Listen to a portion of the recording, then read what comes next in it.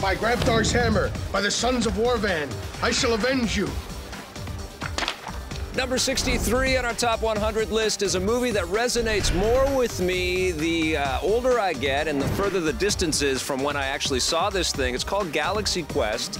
And what has happened since I saw this movie is I've attended a lot more Comic-Cons and some fan expos, and I've got to kind of see the con culture and to see some of the actors sit down at these tables and kind of meet with fans and revel in some of their past glory and their fame. And that's kind of what the heart of this movie is, a bunch of Star Trek-like actors being mistaken by actual aliens and being thrust into this interstellar adventure. We need your help. Yeah, what happens is the movie opens at a con, not unlike all the conventions that you and I attend, or at least the ones that I used to attend over the years.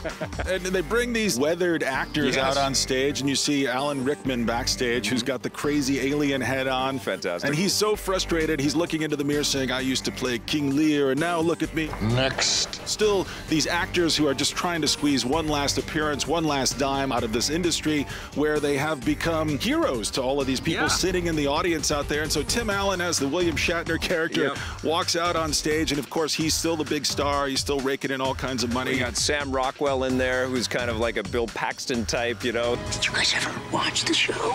Sigourney Weaver is in this thing. Well, you've also got some smaller roles, too, in there. You've got Rainn Wilson, who would go on to play Dwight Schrute in The Office, most famously. This is his big film debut here. You've got Enrico Colasante, who would play the dad in Veronica Mars. He's got a weird toupee on. He plays the leader of all of the aliens. And you've got Justin Long in there, too, as one of the fans who's sort of following around the troupe from place to place. And all of these fans, I mean, that's the funniest part of the thing. All of these fans dressed in the cosplay, walking up to these people, these actors who are so old and weathered. I mean, except for Sigourney Weaver, she looks just terrific. Beautiful Tony Madison! Great Yes! Walking up to them, asking them all of these super nerdy sci-fi questions. So in the episode B of, and you guys were talking about going to Quark speed, would that be possible? And they're just sitting there annoyed and trying to engage and trying to get them away and trying to sign their autographs and trying to move on. I understand completely that it's just a TV show. It's all real.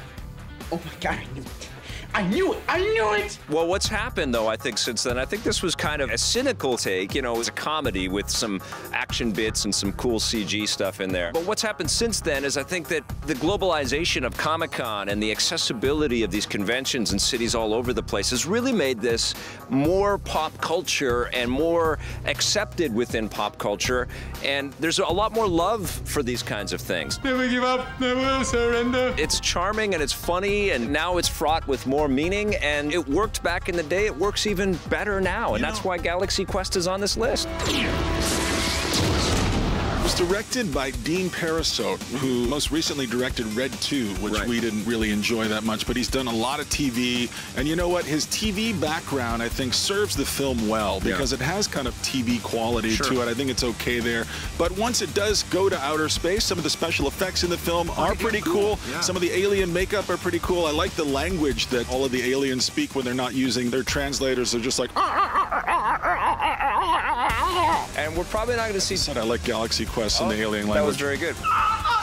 We're probably not going to see Tim Allen too many times on this list, so it's nice that the old Mr. Handyman guy made it onto our list, at least in one movie. Tim Allen was kind of a force to be reckoned with. He's a great stand-up comedian. Yeah, in comedy. Great performer, great actor. And this was a great He's not role. a national treasure like Johnny Depp. He is not a cinematic treasure like Johnny Depp, but he's super fun in Galaxy Quest. This whole movie is a blast. Congratulations, Galaxy Quest. You are number 63.